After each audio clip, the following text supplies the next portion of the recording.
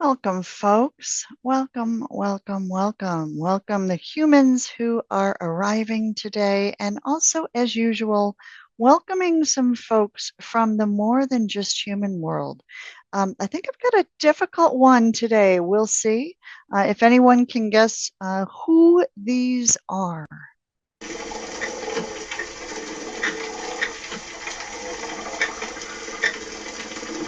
Any guesses? Who are these beings?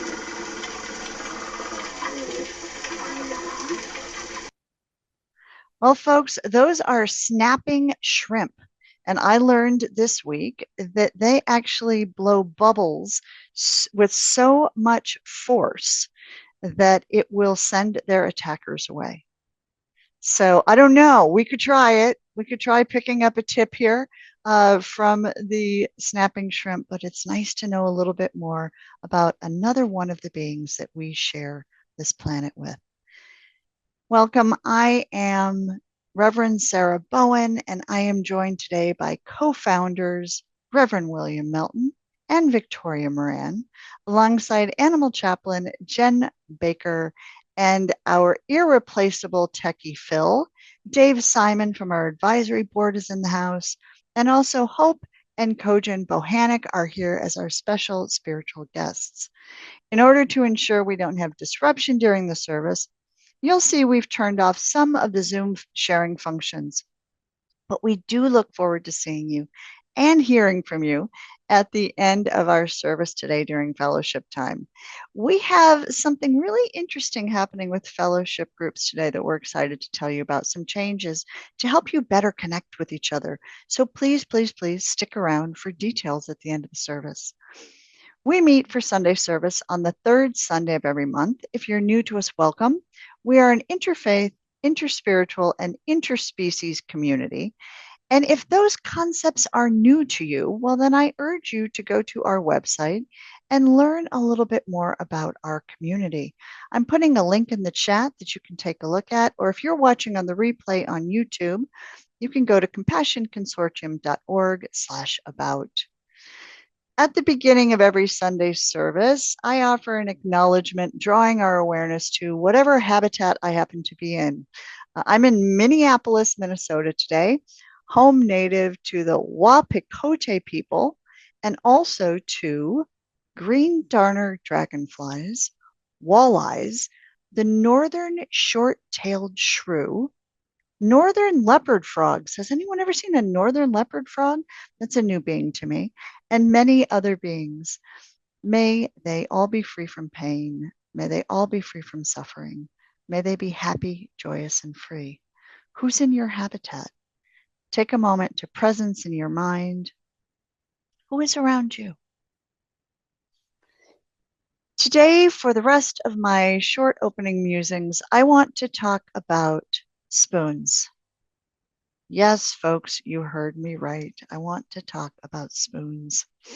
Let me back up a second to explain why. As many of you know, last month, about 6 of us from Compassion Consortium were at the Humane World for Animals conference in Las Vegas, the folks who were previously the Humane Society. We were chaplaining over 2,700 animal care workers, advocates, activists. We were deeply listening to their stories of compassion fatigue, burnout, grief, moral distress, all of that stuff. And we also helped provide them practical tools for dealing with the occupational stress of their work, their advocacy, their activism, and how to improve their mental well-being. Every year, this conference reminds me how necessary the work of the Compassion Consortium is. What we do here in the Zoom room, as well as what we do when we go out in the world, matters. I am so thankful for William for having this idea. We had no idea how far this would go. Protecting, working with, and caring for other species is tough work, and learning how to do it without overwhelming ourselves is paramount. That's why we come to the Sunday service too, to try to get some tips and to connect with other people who have kind of like-minded things going on for them. Sometimes I do well, sometimes I don't. So I have to confess a little bit today. The statement, cobbler's kids have no shoes, is coming to mind because I get overwhelmed as a care provider. Do you ever get overwhelmed in your work? At the end of the day, when the others went out to party in Las Vegas or take in a show, I collapsed on my hotel bed, trying to shake off all the horrific and heartbreaking and sob producing stories I heard during the day. I was grateful to hear those stories and to companion people with them, but they left a residue that I needed to deal with. So the first 2 days of the show, I had my self care strategies on board. I was going. By the end of the week, I did not. And so down went with my spoon a full tub of animal friendly, dairy free ice cream, and 3 hours lost absorbed in the latest Argentinian apocalyptic miniseries on Netflix because I needed to watch something even worse than what I had just heard about. How about a deadly worldwide snowfall? Sounds great. All right, folks, when I get like this, I know I overdid my day. I overdid it, which is why I want to talk to you about spoons for a minute. Beyond the one I needed for the ice cream. Spoon theory is a concept created by Christine Miserandino, a person who was living with lupus, when she wanted to explain to a friend what it felt like to live with a daily limited amount of energy. She used spoons as a metaphor. Each activity, getting dressed, answering emails, making a phone call, cost a spoon. And when you run out of spoons, you're done for the day. I love this concept. The theory quickly resonated with people who were facing chronic illness, people who had injuries, disability, emotional exhaustion. And now it's finding relevance in other fields and it's starting to be used in animal advocacy. For those of us who work and volunteer in animal rescue, spoon theory can offer us a compassionate framework for understanding and managing our own emotional resources. It can help us with the daily emotional toll of witnessing suffering. Anyone ever witness suffering? Anyone make difficult ethical decisions? Anyone fight uphill policy battles? Any of you doing that? Yeah. Spoon theory acknowledges that your energy is finite. Even though sometimes we think it's not, it's infinite, it's finite.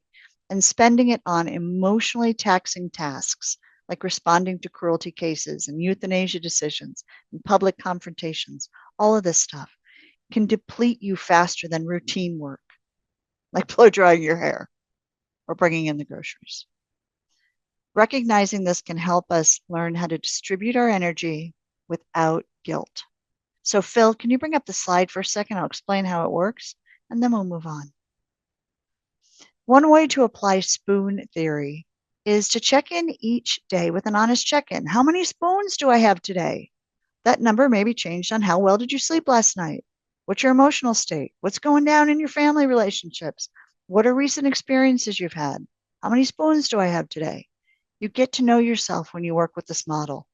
There's no fixed number of spoons, folks, that a person has. It's a metaphor rather than a precise measurement. But the concept generally assumes that if you're dealing with ongoing stress, you've got about 10 to 12 spoons on average.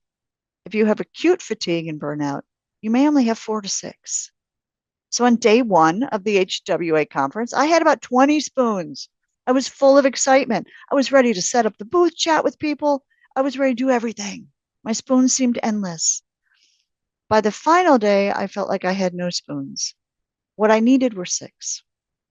One to get out of bed, one to get dressed, one to get in taxi, and then 3 I didn't have for the emotional taxing check in for my flight and navigation through an airport full of dinging slot machines. I had no spoons for showering, no spoons for catching up on email, no spoons for talking to people. I didn't even have a spoon for the in-flight movie. So I did what I needed to do. I went to sleep because ceasing activity helps me deal with spoon deficits and accumulate energy I can use later. Another helpful practice is to budget your spoons in advance. So if you know you're going to be working on a legislative campaign or a rescue mission, build in time for recovery. Recognize spoon draining patterns.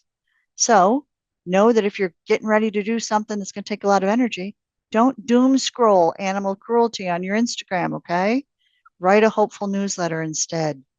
do some supportive outreach, do a reflective practice, spend time talking to folks, build up your resilience, share your spoon count with trusted friends. Say, hey, you know what? I feel like I've only got 3 spoons today.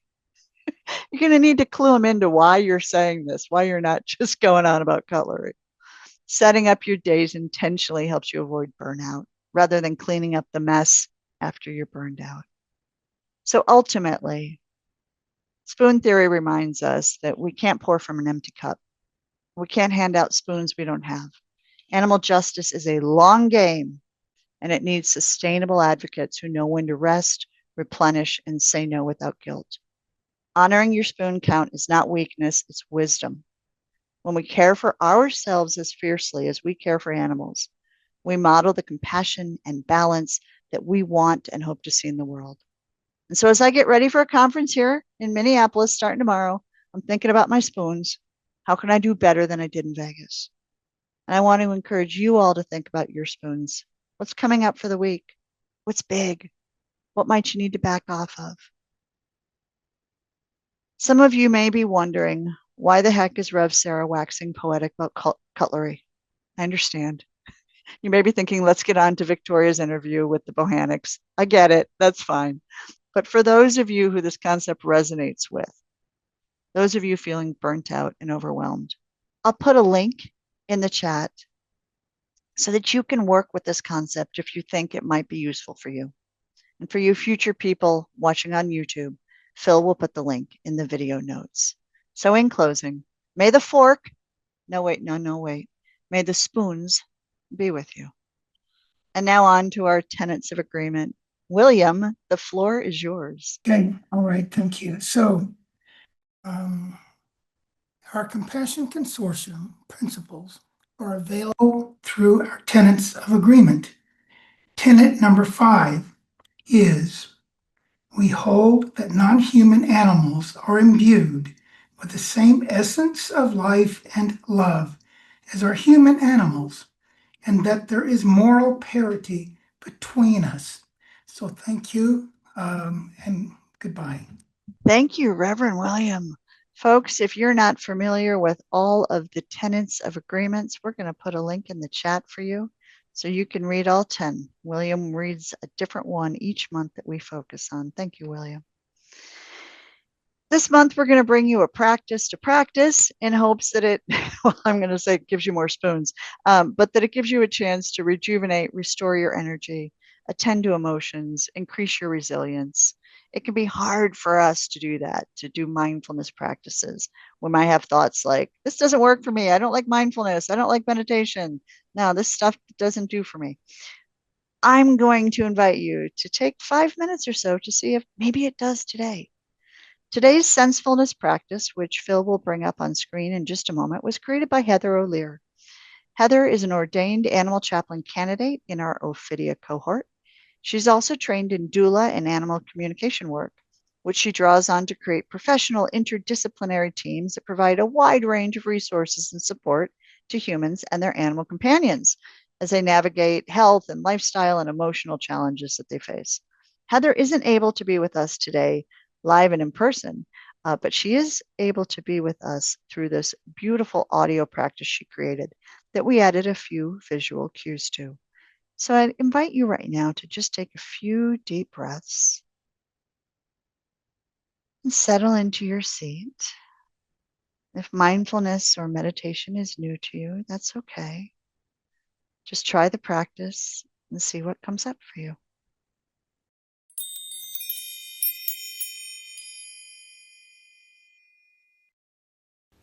I use a version of a common practice that engages the senses in order to ground myself back into my body when my mind is racing, when I'm feeling anxious, or when I need to regulate my nervous system from being overstimulated.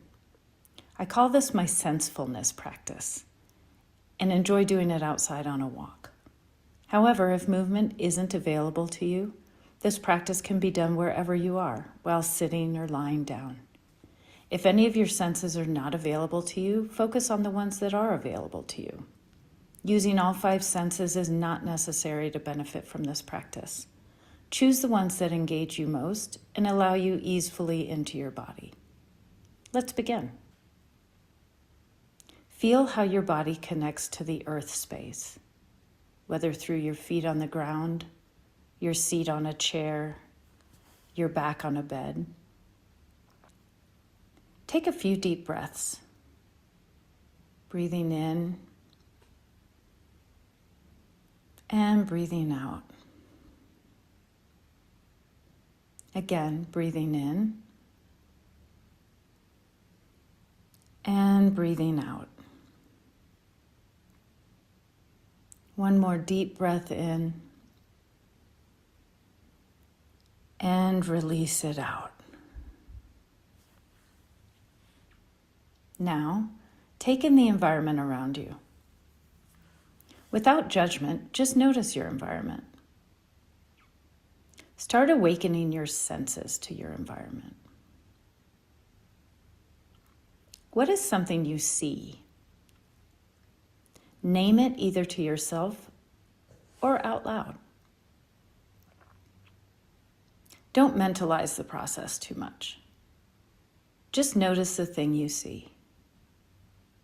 Look at it with fresh eyes. Explore it. Be curious about it.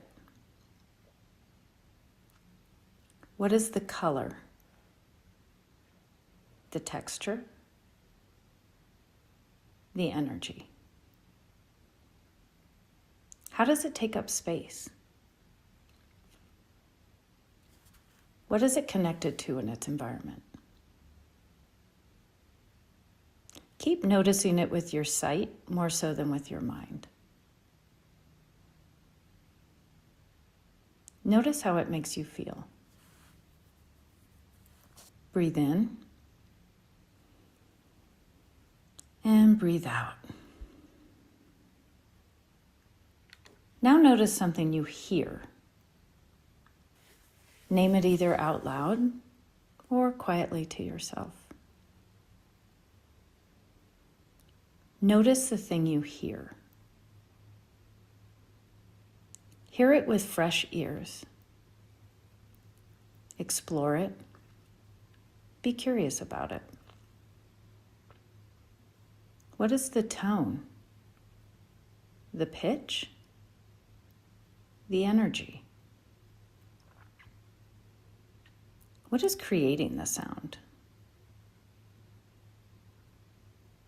What is it connected to in its environment? Keep noticing it with your hearing more so than with your mind.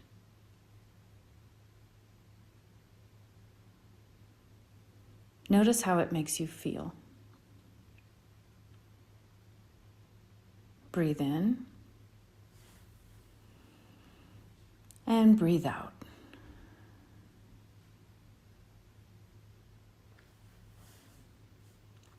Next, notice something you can feel with your hands or any other part of your body. Name it either out loud or quietly to yourself. Notice the thing you feel. Feel it with your fingers or your skin. Explore it. Be curious about it. What is the texture? The size? The temperature? The energy? What is it connected to in its environment? Keep noticing it with your touch or your skin, more so than with your mind. Notice how it makes you feel. Breathe in and breathe out.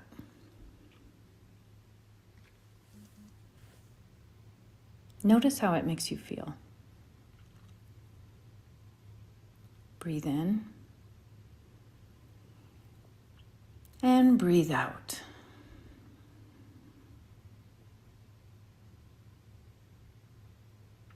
Now review the things that you saw, heard, felt. Notice how you were feeling in your body. Notice how you are connected to your body and the environment. Is it different than when you began this practice? Take a few more deep breaths to integrate this practice. A deep breath in and release. Another deep breath in and let it go. Offer gratitude to your senses, what your environment shared with you, and yourself for taking the time to reconnect with your body and your senses.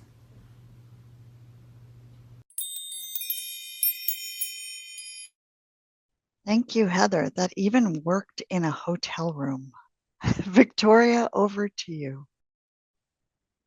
Hi, everybody.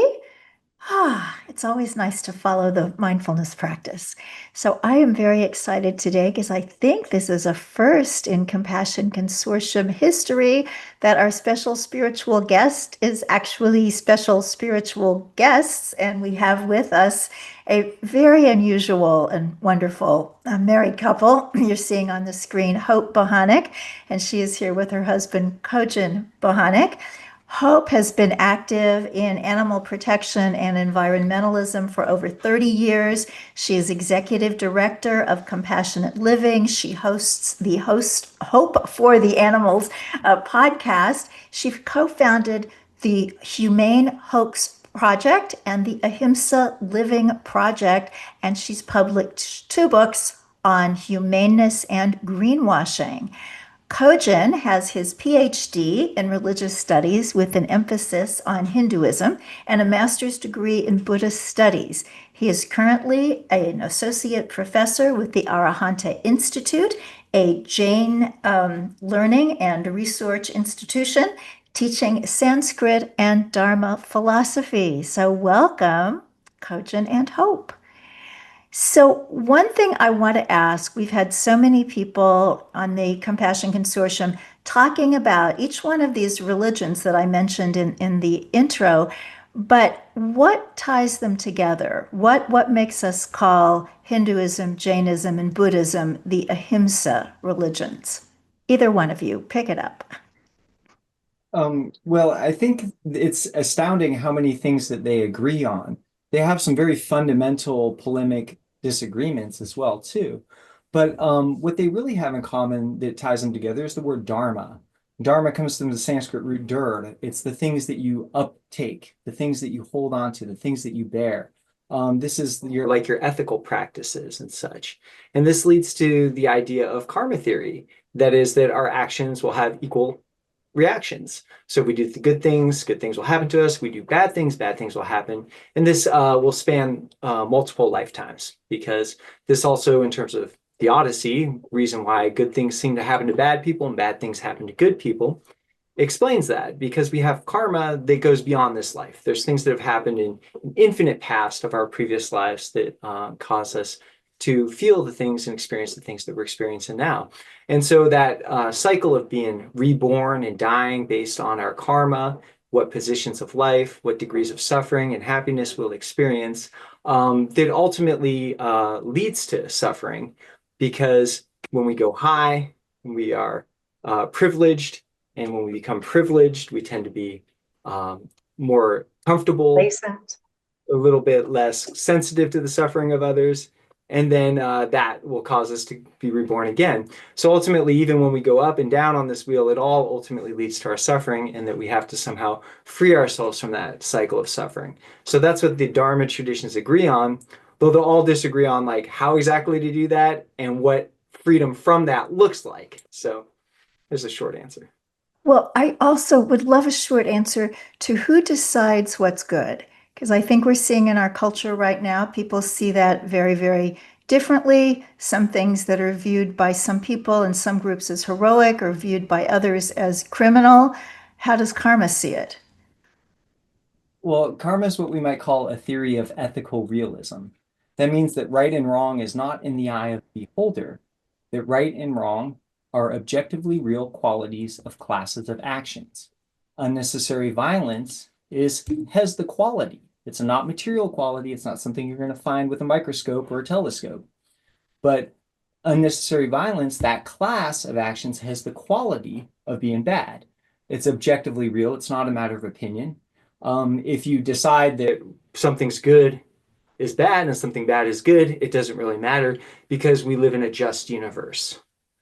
And that's kind of the beauty, I think, of the karma theory, is that ultimately we live in a just universe and we all deserve things, right? Good things, bad things, everything.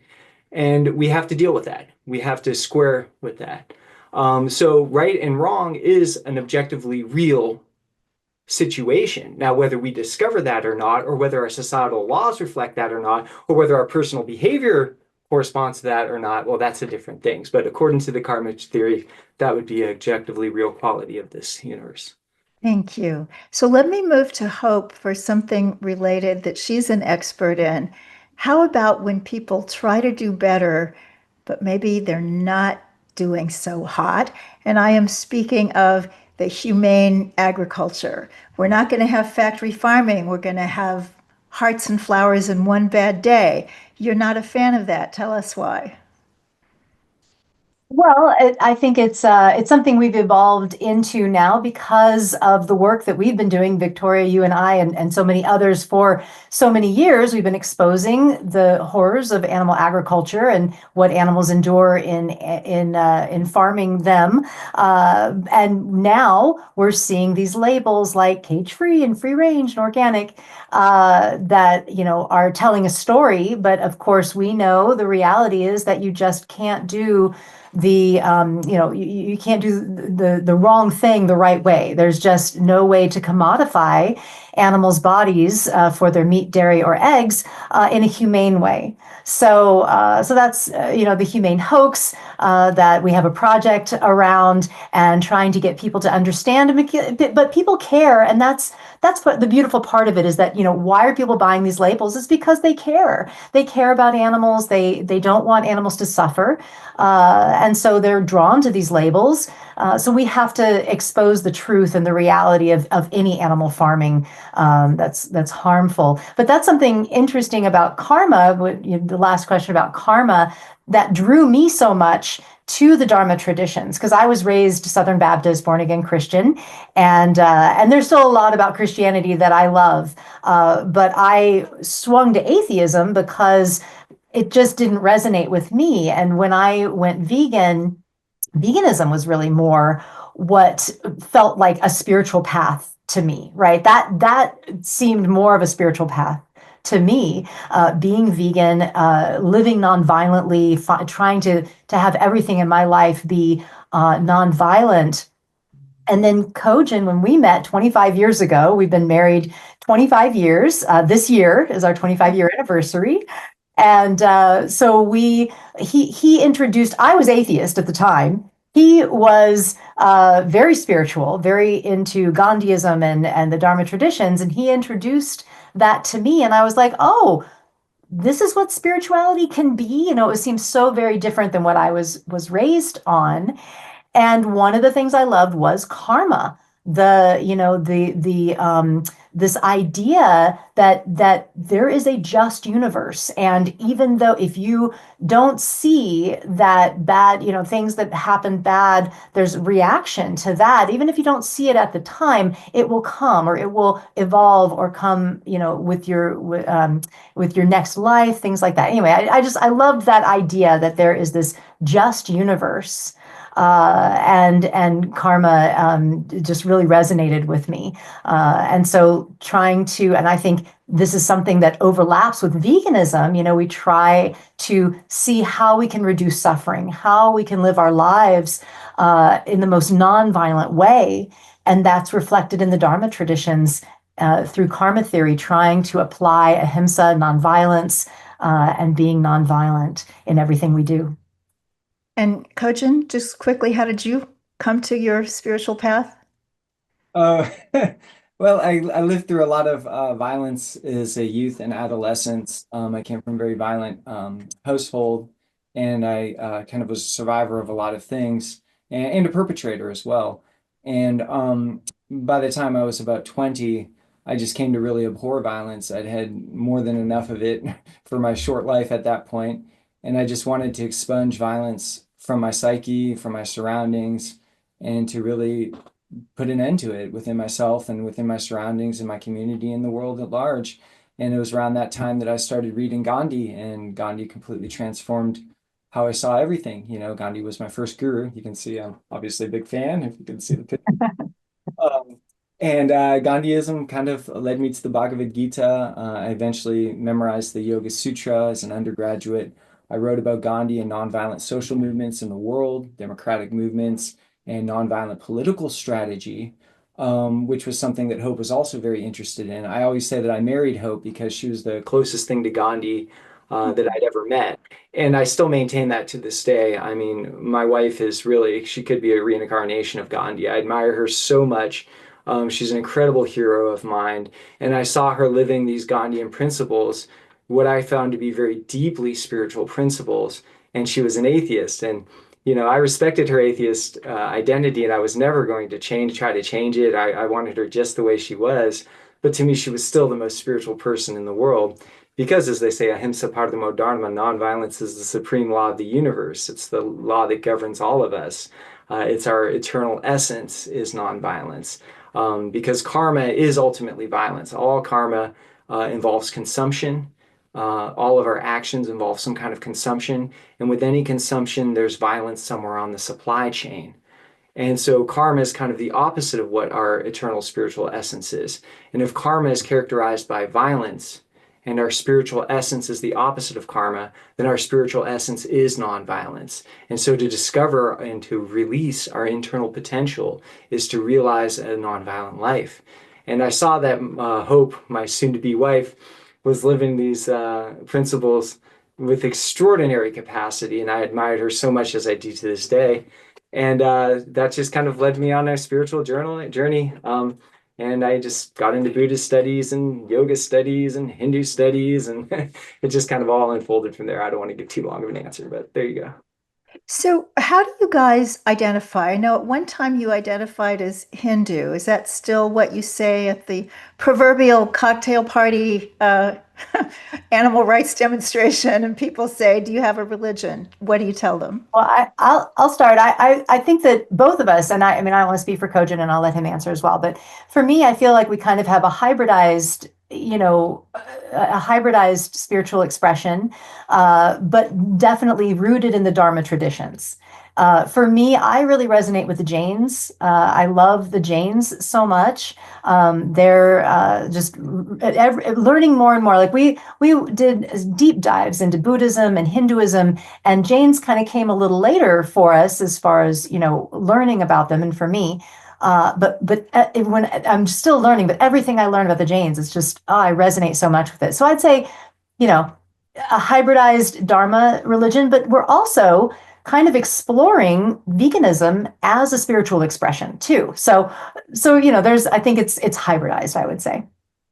Yeah, I think that traditional religious identities look like boxes and checklists. You check these lists, and if you check them all, you're orthodox. If there's one or two you don't check, then you're heterodox. But I follow an orbital model of religious identity, and that means that like wherever I am, there's religious practices happening around me, and the ones that come closer and closer and closer to me, I identify with more, and the ones that don't, I identify with less. But as we often hear, religions are same spiritual path. They all are characterized by nonviolence.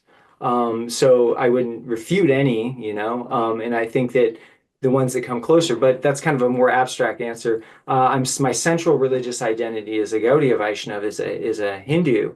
But I have a strong secondary religious identity as a Jain, because I accept so much of Jain focus on nonviolence.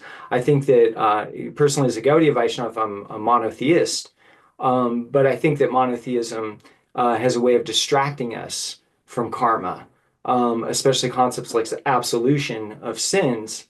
I think, and I do believe in absolution of sin, and I don't have a problem with that. But I think that all philosophies have their benefits and their drawbacks, whether they're right or wrong. All philosophies do. And I think one of the drawbacks of my own religious identity as a monotheist is that it's easy to get centered on the transcendental, to get centered on the extraworldly, and to kind of seize, get degrees approach to spirituality in the hopes of absolution. What I like about Jains is, in the absence of a transcendental monotheist, that means the locus of sacrality, the locus of sacredness, is within each and every living individual being, whether that's microscopic or human, and we're all going to be born across that spectrum. And I think that the real strength of that is it puts the locus of sacrality within each living being and nowhere else. And so each living being is the divine, is sacred, with no other, with no second, right? And I think that that really gives Jains this very profound emphasis on nonviolence. And I think all the people in the religious world and religious scholars tend to agree that there's something unique and special about the Jain emphasis on nonviolence. So I have to count that as a very, very strong element of my secondary religious identity. But that being said, I wouldn't say that I'm not a Christian. I wouldn't say I'm not a Buddhist. I wouldn't say I'm not a Jew. I wouldn't say I'm not a, those things are just in various degrees of orbit around me, you know, based on what I've done and what I've chosen and my circumstances. And that's something I just want to mention about him mentioning the all species. That was something that drew me so much to the Dharma traditions, is that all species have to the Jains, it's a jiva, a soul, even microscopic life. You know how the Jain mendicants, the monks and nuns will wear masks on their mouth to not breathe in microscopic animals and hurt them and kill them. I mean, it's just so beautiful. And I love that so much, that there's this real emphasis on protecting the world from violence and harm, and that every living being has a jiva, has a soul. It's just so beautiful. And if anybody is interested in Jainism, we have had Jains on the Compassion Consortium in the past. You can check out our website, our YouTube channel. Dr. Tushar Mehta was a guest, Sarab Dalal are Jains. And also the movie that's on our website, the Prayer for Compassion, the filmmaker actually interviews some Jain monks who very rarely speak with non-Jains or outsiders, and they have some pretty cool stuff to say about Ahimsa. So in our last 3 minutes, I want to ask you something big. With all of these beautiful teachings, and the beautiful teachings in the Western religions as well, and all the wisdom traditions, why are we still killing one another? Why are we still having wars? What's the deal? Well, we have karma from our past lives, and every time some of our karma comes to fruition, we have a choice whether to perpetuate that karmic result or whether to stop it. Based on our sensory gratification, own egoistic indulgences, we often choose to perpetuate it. And so it really comes down to human choice, you know, and human choice is, you know, partly ignorance, you know, which comes through our upbringing, comes through our past, what we've done to cultivate knowledge or to cultivate ignorance. And so until we have a widespread spiritual gnosis where people start to construct, to develop who we are as nonviolent beings, then this situation will maintain. So in the last 2 minutes, I know that you do Ahimsa Living Circle. So tell us what that is and how we can find out more about it. Yeah, we do. We started just this year. It's brand new. We've just had like 4, I think. We do it monthly, an online gathering similar to this Compassion Consortium called the Ahimsa Living Circle. But ours is focused specifically on the Dharma traditions. So we have the Dharma traditions focus and veganism, and we're kind of exploring veganism as a spiritual expression, similar to what you're doing here. And Cogen is so knowledgeable about the Dharma traditions, incredibly knowledgeable with his, master's in Buddhism and PhD in Hinduism, and doing the work that he does with the Jains. And he gives us a dissertation, a discourse on some aspect of the Dharma traditions. Last month we did Jain meditation, and he dug into some Jain meditation practices that were just really fascinating. With well, I won't get into details. Okay, I know you have very little time. So, yeah. Anyway, it's the second Sunday of the or second Saturday of the month. We wanted to offset it from this one too, so people could come to both. Didn't want to conflict. Second Saturday of the month, and it's at 10 a.m. Pacific time, 1 p.m. Eastern time. And when I'll put in the chat a link to registration. Okay. Scientists have found that chimpanzees in Uganda's Budongo forest have their own signature style when drumming on trees. These unique rhythms are not random, but a form of communication used to send information across the forest about who is where. In their drumming, we hear not just the beat of survival, but the music of connection and identity. As we reflect on this song from the natural world, we'll consider how compassion calls us to listen more deeply to one another and to the more than human voices around us.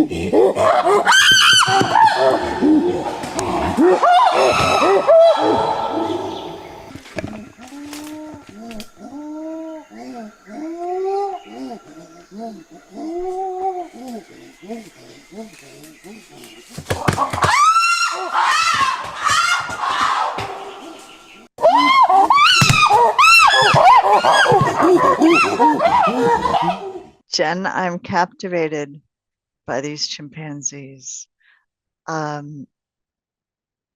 Layered on top of how we started today, the idea that some of the sounds, the languages that others speak in, may not sound like beautiful bird sound, right, to our ears. They may sound more raucous or cacophonous, and how amazing that is. Kind of pushes our idea about being voices for the voiceless a little bit there. I hear a lot of voices there advocating for various things. So how can we include those voices? Jen, thank you for including those. Phil is turning on the ability to chat, folks, and turn on your videos. We would love to see you.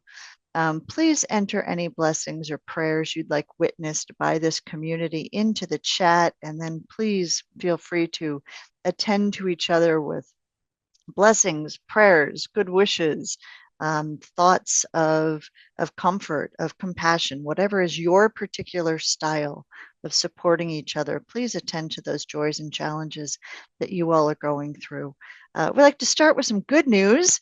Does anyone remember a few months ago, one of our guests, Donnie Moss, shared with our community about his endeavors to convince Adidas to follow the leads of other brands like Nike and Puma and stop using kangaroo leather to make shoes? There was a bullhorn, if anyone remembers watching the video, in the middle of an Adidas store happening with that particular one. This week, In Defense of Animals reports a victory. Adidas announced at their annual shareholders meeting that it will no longer use kangaroo leather in any of its products. Yay. So to Donnie Moss, to In Defense of Animals, to anybody here who was involved in that endeavor, thank you. Thank you for doing that. And I will put in our endless list of links today, the IDUSA information about that if people want to read more. At the same time, I would like to share a little bit of sad news, a little bit of news that has challenged some of us in this community. We are very saddened at the loss of our community member, Bert Kempner, who you may remember shared the interspecies spiritual practice in March. Bert has gone to what I like to call the what's next, to make it inclusive of all of our religious traditions.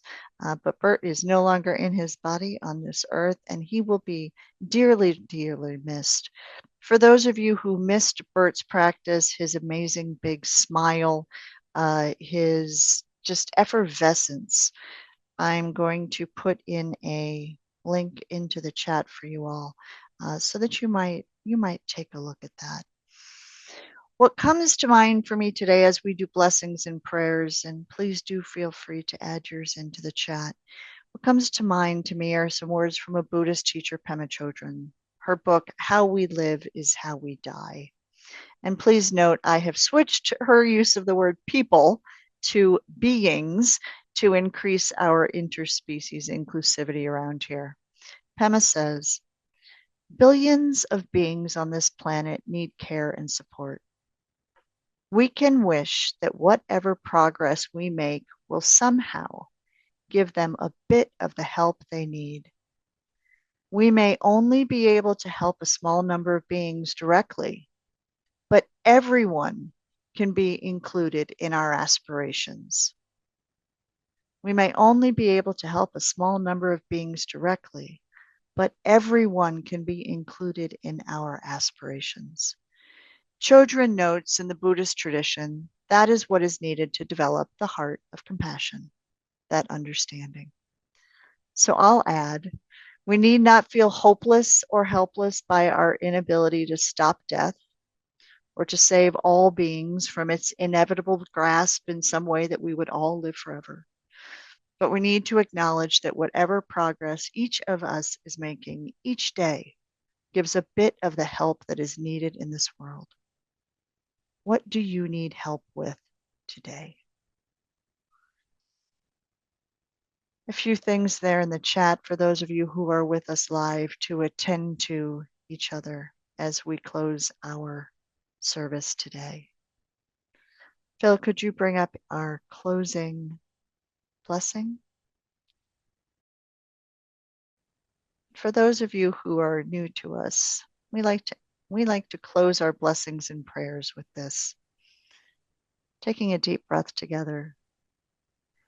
May all creatures everywhere be happy and free. May the thoughts, words, and actions of our lives contribute to this happiness and this freedom for all. And please end with whatever closing word is typical for your tradition, whether that's may it be so, amen, amin, so mote it be, or om shanti, shanti, shanti.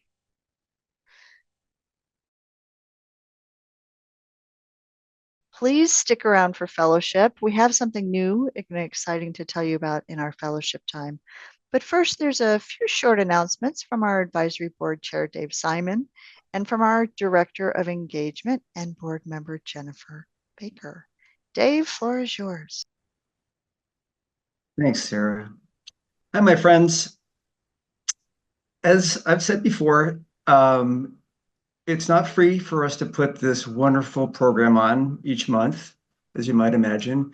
But the great thing about it is we have this tradition of paying it forward. So previous participants last month and before have donated, made it possible for us to provide this show today. And you have the chance now to do the same thing. So when Phil shows us the QR code, you can grab your phone, you can scan that, you can navigate through a couple of buttons and links, and you can make a donation of any size. If it's the first time you're doing it, it might take a minute or two. If you've done it before, it'll just glide right through. It needn't interrupt your participation in the rest of the program and your joining fellowship. And if for some reason you want to skip it, or maybe you've joined on your phone, you can just go to the website, compassionconsortium.org, scroll down to the donate button, and make a donation there. Thank you so much for paying it forward and allowing us to provide this great content again next month. And now, Jen, you have some announcements for us. In our June Sunday service, join us for a celebration of and from our Ophidia cohort. If you're new and you'd like to learn more about us, we'd love to welcome you to our community. Just go to the link in the chat for our I'm Interested form. And in our monthly newsletters, we highlight different compassionate actions people in the Compassion Consortium community are taking. If you have a compassionate action you'd like to share, please submit it to compassionconsortium@gmail.com. We've rescheduled our May Compassionate Circle with Victoria Moran for a taste of Main Street Vegan Academy to Tuesday, June 24th at 8 p.m. Eastern. Come join us.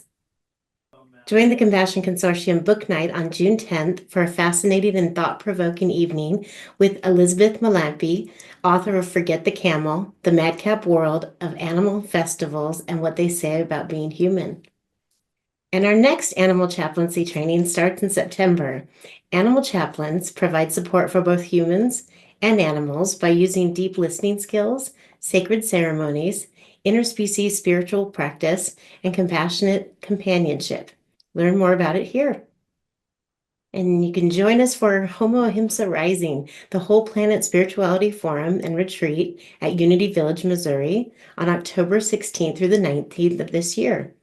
And this just in, Reverend Sarah will be on site offering special practices for increasing interspecies spirituality. And don't forget about our monthly recurring gatherings for vegan meditation, activist well-being, and pet loss support. Details are always available on compassionconsortium.org, events page, and in the monthly newsletter. Thank you, Jen. A lot going on around here. I've got to plug this book, folks. Forget the Camel. I'm loving it. I'm loving it. So in June, I'm going to, well, whatever way it goes, I don't know. Forget the Camel. It's a fabulous, fabulous book. I like to plug all of the books we have here.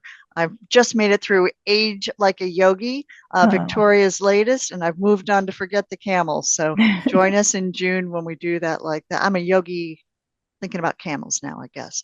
Oh, there's Folks, a camel pose.